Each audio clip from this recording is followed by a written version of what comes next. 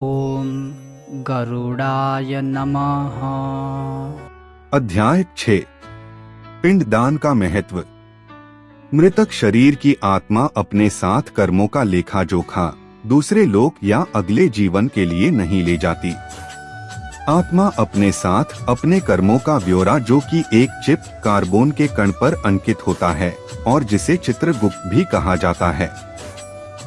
चित्र का अर्थ तस्वीर और गुप्त का अर्थ जिसका भेद न मालूम हो। यह एक अलौकिक क्रिया है और जो कि वायु द्वारा साथ जाता है और जिसे बायो चिप बोलते हैं।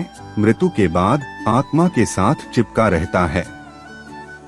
यह बायो आत्मा साधारण आँखों से दिखाई नहीं देती और यह अंगूठे जितनी बड़ी होती है, परंतु इसकी मोटाई नहीं दिख सकती। पूरे जीवन का ब्यौरा कार्बन, वायु या हाइड्रोजन के कण पर प्राणी जो कुछ भी देखता, सुनता, बोलता और सोचता है, अंकित हो जाता है। इसमें अंकित सारी सूची यह चिप यमराज को देता है। केवल यमराज ही इसको पढ़ सकता और नष्ट कर सकता है। उसे नष्ट करने के बाद ही यमराज प्राणी के कर्मों अनुसार उसे दंडित करते हैं। जब तक बायो चिप आत्मा के साथ रहता है, बायो आत्मा दूसरा शरीर धारण नहीं कर सकती। जब यह चिप बायो आत्मा से अलग किया जाता है, तब शुद्ध आत्मा अपने कर्मों अनुसार दुख या सुख का भोग करके नया शरीर धारण करती है। मृत्यु उपरांत बायो आत्मा मृतक शरीर में प्रवेश करने की कोशिश करती है, परंतु यह प्रेत आत्मा मृतक शरीर उसकी अस्थियों के पास वायु में दुखी रूप में मंडराती रहती है।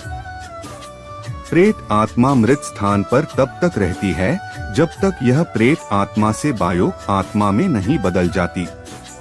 यह बायो आत्मा ही यमराज के पास जाने में सक्षम होती है। इस प्रेत आत्मा को बायो आत्मा में परिवर्तन करने के लिए पिंडदान की आवश्यकता होती है। पिंडदान पुत्र, रिश्तेदार या किसी और द्वारा भी संपन्न कराया जा सकता है। यह 10 दिन की रस्म है। पिंड को 4 भागों में बांटा जाता है। 2 भाग 5 भूतों पृथ्वी, जल, वायु, अग्नि और आकाश, 1 भाग यमदूतों और 1 भाग प्रेत आत्मा के लिए अर्पण किया जाता है। 9 दिन तक यह भोज खाने के बाद प्रेत आत्मा प्रेत शरीर में, जिसका नाप मनुष्य शरीर के हाथ जितना होता है, बदल जाती है और 10वें दिन इसको शक्ति मिलती है। इस शक्ति के साथ यह यमराज तक के रास्ते पर चलने को तैयार हो जाती है।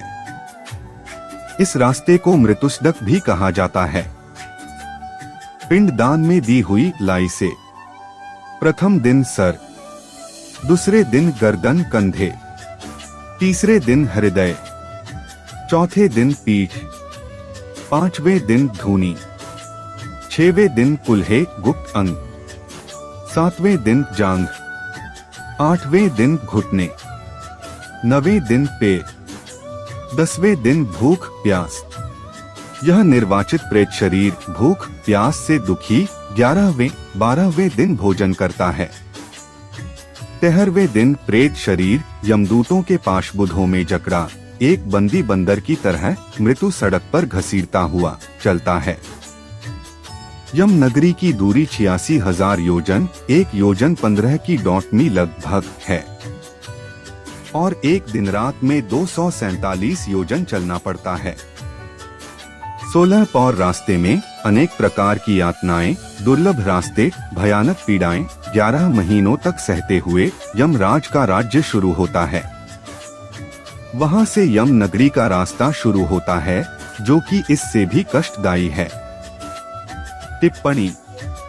कई विद्वानों का मत है कि यह प्रेत आत्मा वायु की सहायता से चलती है और हम यह समझ सकते हैं कि जो वायु प्रेत आत्मा को लेकर चलती है, उसे कई प्रकार के वातावरण जैसे बदबू, नदी, पहाड़, ठंड, गर्मी, जानवर आदि के पास से निकलना पड़ता है। गरुड़ पुराण में वैतरणी नदी का इतना भयानक रूप वर्णन किया है। संभवतः प्राचीन काल में लिखा गया यह ग्रंथ उस समय में ब्राह्मणों और गौ की सुरक्षा के हेतु आम जनता के दिलों में एक अलौकिक भय बिठाने के लिए वर्णित किया गया है। ताकि लोगों में ब्राह्मणों को गौ अन्य दान देने से उनके पाप नष्ट होने का भ्रम बना रहे। आप इस दार्शनिक विचार को कैसे लेते हैं, आप पर निर्भर करता है। मृतक शरीर छोड़ने के 17 दिन बाद 18वें दिन प्रेत शरीर पहली नगरी में विश्राम के लिए रुकता है और पुत्र द्वारा दिया हुआ भोजन ग्रहण करता है। इस तरह सब नगरियों को पार करता हुआ 1 वर्ष के अंत में बाहुभैतपुर नगरी पहुंचकर प्रेत शरीर अपने शरीर को छोड़कर अंगूठे के नाप का शरीर धारण कर लेता है। प्रेत आत्मा अपने कर्मों का भोग भोगने यमदूतों के साथ पाशबुंधों में जकड़ा हवा में चल पड़ता है। यमराज की नगरी में 4 द्वार बने हुए हैं। इनमें से पाप कर्मी दक्षिण द्वार से यमराज की राजधानी की ओर प्रस्थान करते हैं। ओम गरुड़ाय नमः।